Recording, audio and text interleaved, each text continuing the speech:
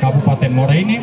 Dewan Perwakilan Rakyat Daerah DPRD Provinsi Sumatera Selatan Dapil 6 berkomitmen menjadikan hasil reses sebagai dasar penyusunan kebijakan pembangunan dan akan memperjuangkan aspirasi masyarakat yang ada di 9 desa di wilayah Kabupaten Muara Enim pada sidang paripurna mendatang.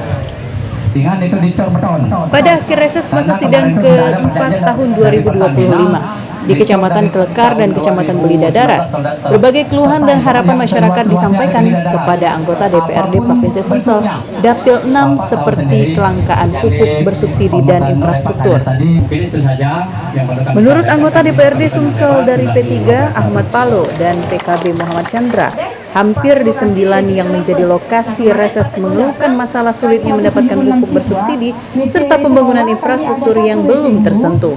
Kebanyakan dari masyarakat berkeinginan bahwa pupuk bersubsidi karena di wilayah ini 90% adalah petani agar dipermudah, dan harapan mereka bahwa karena ada kendala seperti nanas dan karet itu tidak termasuk dalam 10 kategori pupuk yang disubsidi pemerintah. Mereka minta usulkan agar ini dimasukkan dalam program pemerintah. Kami sudah mendengar banyak keluhan-keluhan di desa terhadap infrastruktur yang dimana itu menjadi kewenangan provinsi seperti jalan Lembak menuju Payuraman dan juga Siring Desa, juga di Perkim itu jalan dalam lingkungan. Insya Allah ini sudah menjadi tugas dan tanggung jawab kami. Sementara itu, Kepala Desa Talang Balai Mulyanto mengapresiasi reses DPRD Dapil 6 Sumsel yang telah menyerap aspirasi dari warga meski menurutnya DPRD Sumsel memiliki kewenangan terbatas. Ia sendiri berharap apa yang telah diusulkan dapat diperjuangkan.